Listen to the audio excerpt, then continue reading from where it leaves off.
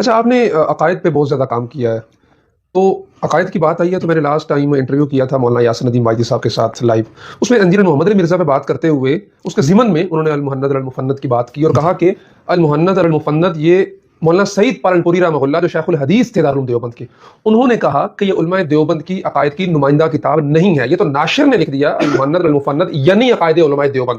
یہ تو کچھ سوالات آئے تھے، ان کے جوابات انہوں نے دیے. اس میں کچھ فروعی مسائل ایسے ہیں جو ذوقی مسئلے سے تعلق رکھتے ہیں. اگر علماء دیوبند کا آپ نے وہ پوچھنا ہے تو وہ قاری طیب صاحب کی کتاب ہے علماء دیوبند کا دینی رخ اور مسلکی مزاج.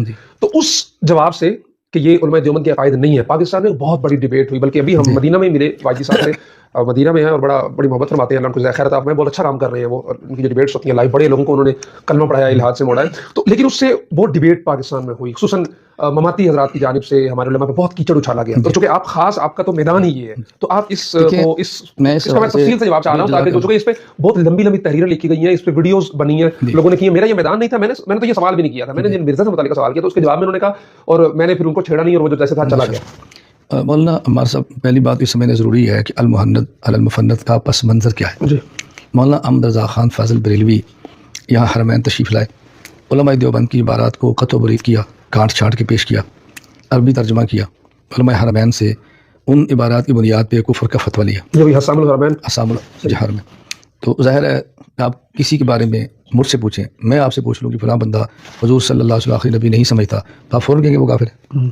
اس طرح حضرت شیخ الاسلام حسین احمد مدنی رحمہ اللہ یہاں تھے، حضرت کو بھی کانو کان خبر نہیں ہوئی، یعنی اس طرح انہوں نے کام کی.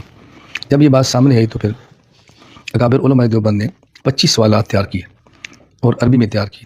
یہ ذمہ داری لگائی حضرت مولانا خلیل احمد سہارنپوری رحمہ اللہ جو شیخ زکریا رحمہ اللہ کے بھی شیخ اور استاذ تھے کہ آپ سوالات مرتب کریں اور جوابات مرتب کریں، پھر اس کو علماء حرمین کو پیش کریں. پیش کیے گئے، علماء حرمین اس کی تصدیق فرما دی. پھر اکابر علماء دیوبند کو بھیجا گیا، ان سب نے تصدیقات فرمائی. پھر اس پر مصر اور دیگر ممالک بھیجا گیا، علماء نے تائید فرمائی. پھر یہ کتاب المحند کے نام پہ میدان کے اندر آئی. تب مجھے آپ سے بات پوچھنا چاہتا ہوں کہ جس بات پہ کفر کا فتویٰ ہو، اگر وہ عقیدہ نہیں ہے تو عقیدہ کسے کہتے ہیں؟ پھر اس کا جواب دیا گیا، وہ عقیدہ نہیں تھا تو اتنی محنت کر کے جواب دینے کی ضرورت کیا تھی؟ کتاب تو عقائد کی ہے، اس میں درج عقائد تو علماء دیوبند کے ہیں. فرق کیا ہے کہ میں یہ سمجھتا ہوں کہ مولانا یاسر ندیم واجدی صاحب بہت اچھا کام کر رہے ہیں، لیکن بعض کام ان کے میدان کے نہیں ہیں. عقائد کی دو قسمیں ہیں، بعض قطعی ہیں، بعض ظنی ہیں.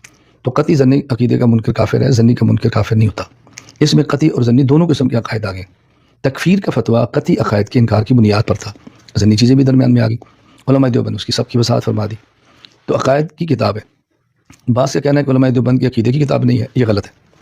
وہ یہ سمجھتے ہیں کہ بھی عقیدے کی کتاب کا معنی ہے کہ باقاعدہ لکھا جائے کہ یہ ہمارے عقیدے کی کتاب ہے.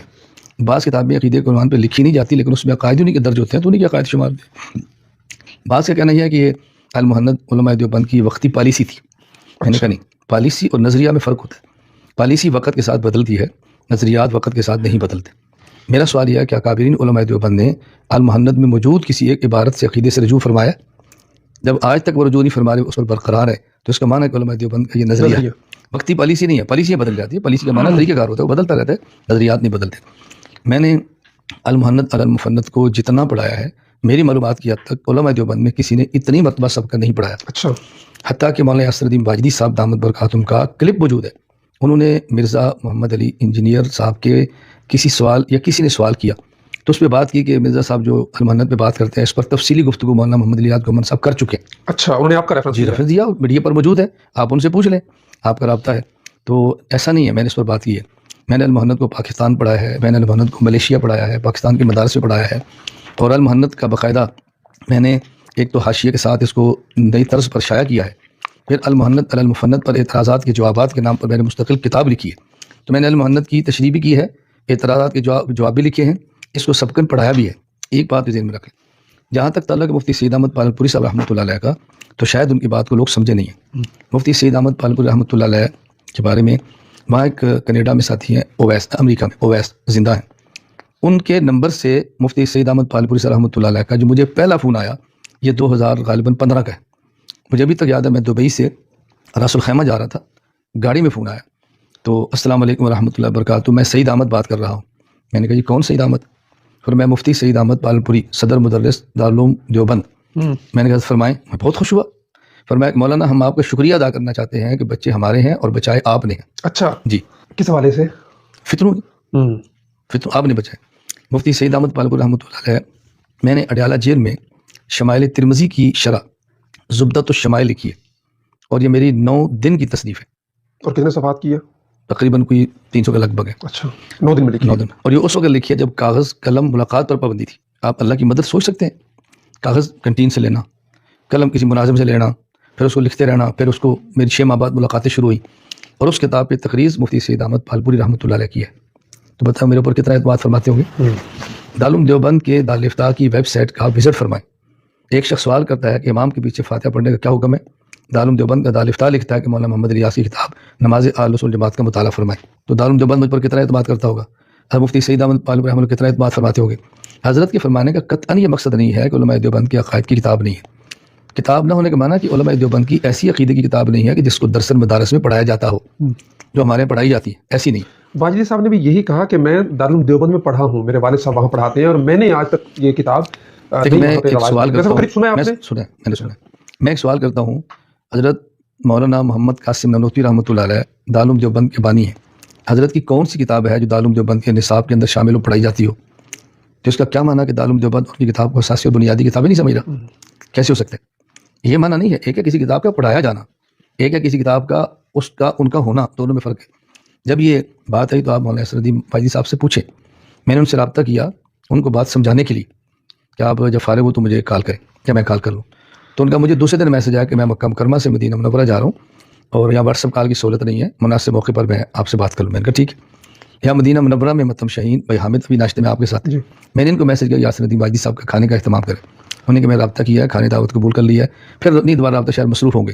تو میں منتظر رہا کہ وہ پہنچیں اور مجھے کال کریں، اور میں منتظر رہا کہ مجھ سے ملیں یا میں ان سے ملوں. تو میں بیٹھ کے ان کو تفصیلی ان کی خدمت میں گزارش کروں کہ المحنت کا بس منظر یہ ہے، یہ آپ کا موضوع نہیں ہے، آپ اپنے موضوع اور دائرہ کار سے باہر نہ نکلیں. اور میں یہ بات مولانا اسد الدین واجدی صاحب جب میں استنبول میں تھا تو میرے گھر تشریف لائے تھے، ہماری وہاں ملاقات بھی ہوئی، بلکہ وحدت الوجود کے عنوان پہ ان کا چھوٹا سا کلپ مجھے کسی نے بھیجا. آپ ان سے میری بات کی تصدیق فرمائیں، میں موبائل میں دکھا دوں گا. میں نے اپنا ان کو سبق بھیجا 26 منٹ کا. میں نے کہا وحدت الوجود پہ آپ یہ میری گفتگو سے مات فرمائیں تاکہ آپ کو احساس ہو کہ اس عقیدے کو کیسے سمجھانا ہے. میں نے اس پر کام کیا ہے. ابھی 4 دن پہلے مولانا منیر احمد منور صاحب دامت برکاتہم شیخ الباب کروڑ پکا یہاں میرے پاس تشریف لائے بیٹھے ہوئے تھے. تو میں نے اس ساری خدمت میں کیا کہ میں یہ نہیں کہتا کہ میں کوئی علماء دیوبند میں حجت ہوں یا کوئی بہت بڑا آدمی ہوں. نہیں، میں یہ ضرور کہتا ہوں کہ دور حاضر میں دیوبندیت کے عقائد پر جتنا تسلسل سے کام میں نے کیا ہے وہ شاید کسی نے نہیں کیا.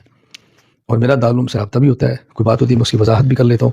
تو المحنت علماء دیوبند کی عقائد کی کتاب ہے، اس میں درج علماء دیوبند کے عقائد ہیں. اور میں آپ کی وساطت سے کہہ رہا ہوں کوئی بندہ ان میں سے کسی عقیدے پر گفتگو کرنا چاہے میں تیار ہوں، لیکن گفتگو حلر بازی سے نہ ہو، سجیدہ گفتگو ہو، بند کمرے میں بیٹھ کر لیں. جو نہیں عقیدہ آتا ہم سے سمجھ لیں، ہم ان کو سمجھا لیں.